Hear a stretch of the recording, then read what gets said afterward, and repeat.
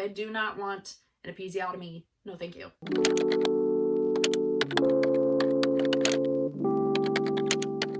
Hello everyone, welcome back to my channel. My name is Shay. If you're new here, hello, welcome. Today's video is all about my birth plan, otherwise known as birth preferences, which is what I'm trying to stick with calling it. In today's video, I'm talking a little bit about my birth preferences.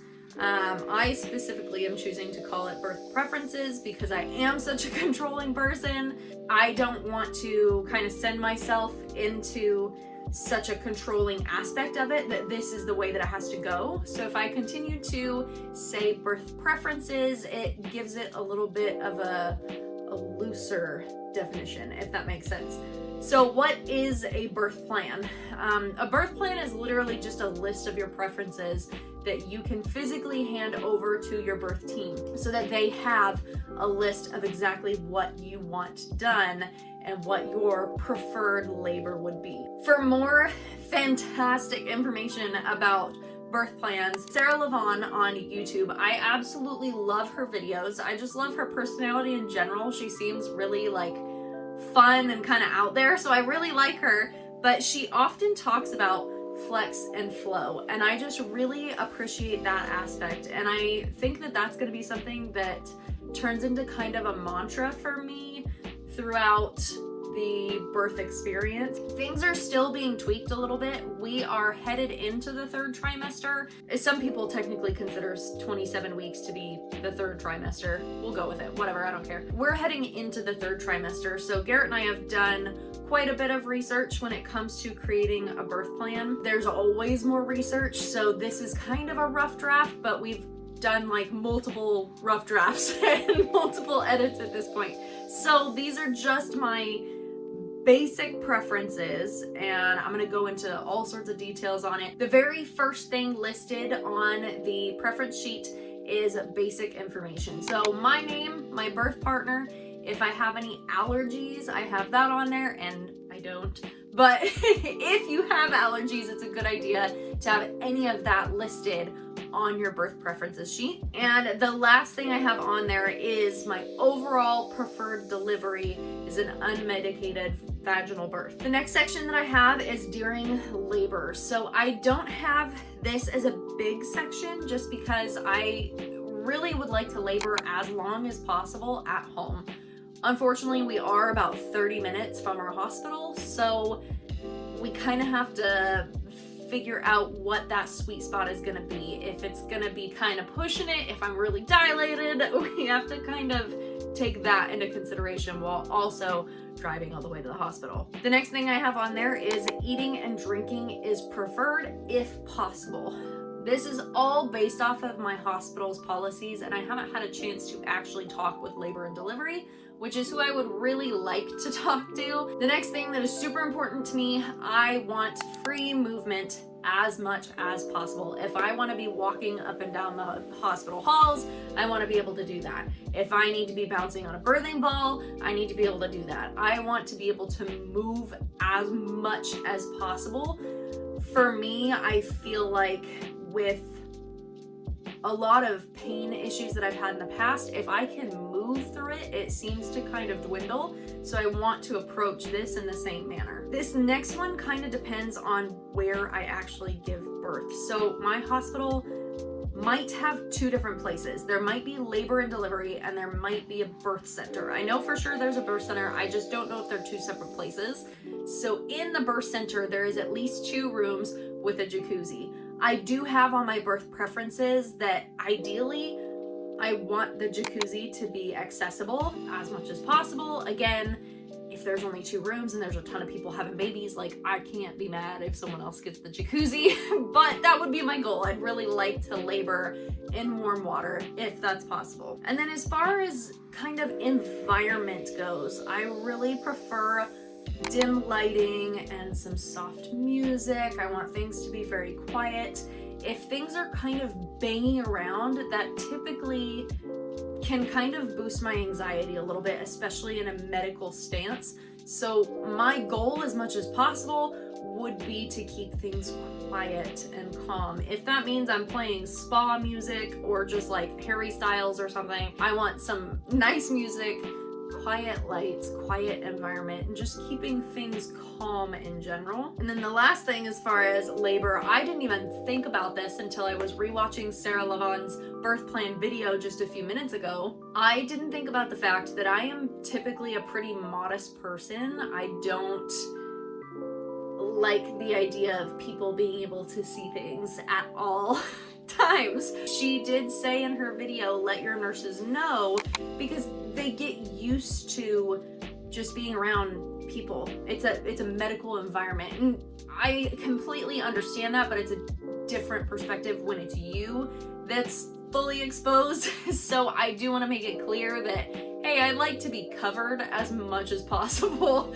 I really don't want like blankets left off, unless that's something that I deem necessary at that point, but that needs to be my choice and not just like someone forgetting to give me a blanket. The next section I have on my birth preferences is pain relief. So this is obviously super, super, super important. If you want an epidural or not, that needs to be mentioned on your birth plan. For me, I specifically wrote, I would like to know only my last opportunity to receive an epidural. Because I stated in the beginning that ideally I want an unmedicated vaginal birth, I really don't want to be told or asked every 5 minutes if I want that epidural now. I need to be in a focused mindset, and if someone is continuing to ask, hey, do you want this pain relief? Hey, do you want this pain relief? Hey, do you want this pain relief? I'm more likely to just listen to what they say instead of sticking with what my goal is. My ideal situation is the last moment that I have to receive an epidural. I want to know at that moment, and that is it. As far as other pain relief goes, there are things like counter pressure, massage, breathing exercises that are all things that I'm planning on incorporating into the labor process. Garrett doesn't know a whole lot about counter pressure yet, so we're gonna have to do some research on his end, but we'll get there. Don't worry, love, I'll let you know. There are a few other things as far as pain relief goes, like I think it's nitrous. For me, I'm just kind of torn on all of that, and so I haven't really decided yet. I think if that's something that's an option at the hospital, I might be open to it, but it depends on what my hospital has, and no one's really told me anything about it. Delivery itself. This is a whole section that I wanted to do because there's certain things that I would like to avoid and certain things that I really want to be an option for me. As things that I want to be an option, I want to be able to touch my child while crowning if that's something that's okay with their policy, which I don't see why it would be an issue. For me, that just seems like kind of more of a motivation. Some people like to use mirrors. That's not really my thing. I don't need to see down there. If I can feel my child and know that we're making progress, it's gonna make me feel a whole lot better. I also have on there that we want the doctor to cut the cord after a delayed cord clamping, and I'll get more into that later. Garrett and I don't really have an interest in either of us cutting the cord. For both of us, it's just kind of a medical thing. It's not really this big special moment. For us, you can do it. It's fine. The next thing I have on my list is a warm compress for my perineum while delivering. It's something that I just ended up seeing as something that could potentially help with tearing, so I just want it to be an option if necessary. I also do not want an episiotomy. As far as my research has gone, I've seen more reluctance with healing with episiotomies, and unnatural tear is better in most situations. I'm not a medical professional, but this is just my preference. I do not want an episiotomy. No, thank you. A big one for me is I want to be able to deliver in whatever position I want to deliver in. I do not want to be on my back, and obviously a lot of this stuff I'm not going to know until I'm in that position and know what is comfortable for me or not. But I want the option to be able to move if I need to. Positions like all fours or squatting, I want that to still be an option. And if that's not, I need to have that conversation now so that I don't expect that I won't be on my back during labor, and then I walk in and I'm going to be on my back the whole time. That would be an issue for me. And lastly, as far as delivery goes, I would really prefer to avoid any forceps or vacuum.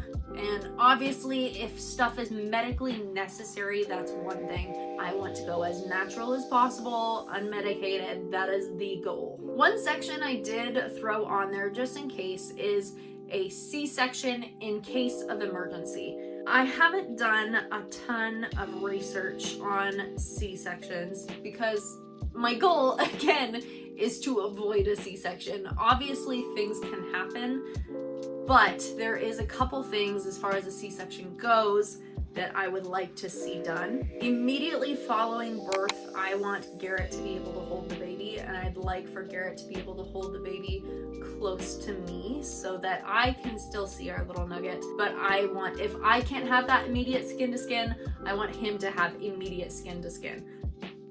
No questions asked, I want him to hold the baby. And as far as a C-section goes, that's pretty much it as far as my preferences. At that point, C-section to me is an emergency situation. I want them to be able to do what they need to do, and I won't be completely controlling the whole time. The last section I have on my birth preferences is newborn care. So this is anything immediately following delivery up to like the 24-48 hours mark after baby is born. I immediately want skin to skin contact. As soon as baby is born, I want the little nugget on my chest and skin to skin immediately. I really prefer breastfeeding as our main source of dietary sustenance. I don't want to formula feed, so in the hospital I specifically wrote breast milk only. I don't want any formula. I don't want there to be any confusion for baby as to what kind of food we need to go for. The other thing to consider with that is I want my milk supply to come in. So if I'm not able to breastfeed, that supply isn't going to come in, and I need it to come in while I have professionals there to help me get it to come in. I briefly mentioned before that I want delayed cord clamping. I feel like this is within a minute or so. It doesn't need to be something that is half hour into this. It's when that cord stops pulsating and when the placenta stops pulsating that I want the cord clamped.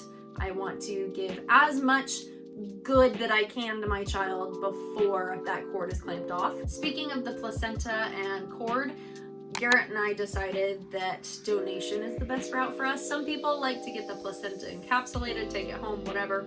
That is not my thing. It does not float my boat. I prefer that we are able to donate that if possible. There's always going to be people in need when it comes to things like organ donation. So if I can take my placenta, I don't need it. We also prefer, mostly me, also prefer to leave the vernix, I think is how you pronounce it. It's the coating that's over the baby's skin directly after birth. What that means is essentially delaying the first bath. I've seen a lot about how the vernix can be very beneficial to baby's skin.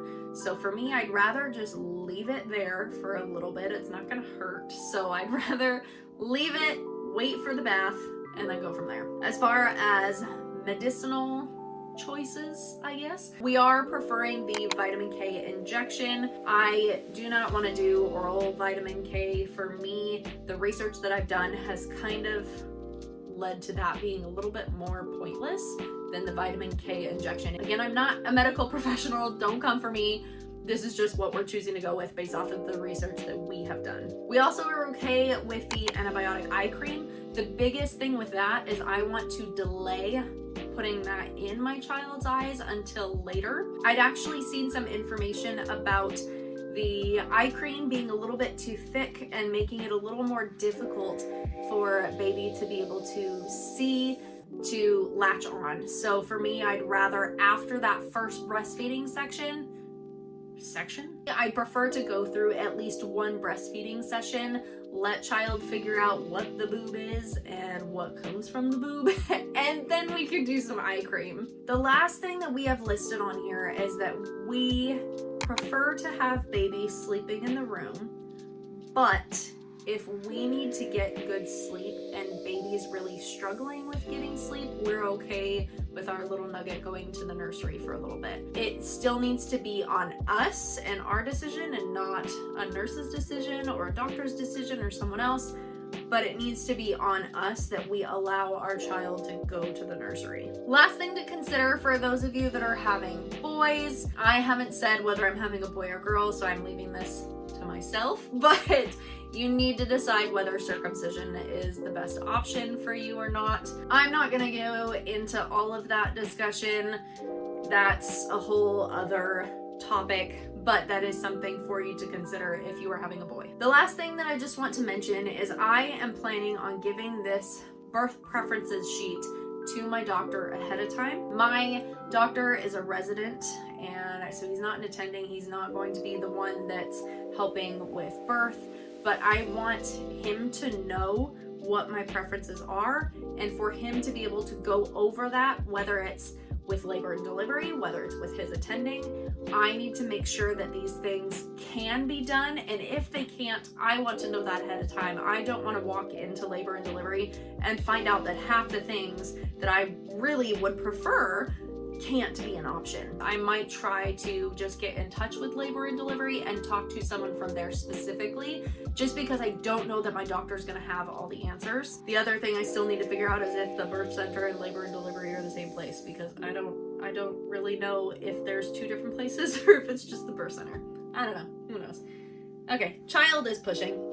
Are we done? Okay. Don't do that. Thank you guys so much for watching. I hope you enjoyed this video, and I hope this gave you a few ideas as far as your own birth plan or birth preferences. For me, I think it's a great way to rein in my control and be able to communicate effectively. I have a very hard time with being firm in my decisions. So to have a piece of paper that says, this is what I want before I am totally gone through the labor process, and to have Garrett there as that support for him to also have that birth plan and say, no, this is what she wanted. What is medically necessary? I am all for healthy medicine, but I also want to make it very clear that these are my preferences and they need to still be respected. But I will obviously take all of this with a grain of salt if something is medically necessary. Thank you guys for watching. I really hope you enjoyed it. Don't forget to like, subscribe, comment down below. Stay tuned for next week's video, and I'll see you then. Bye.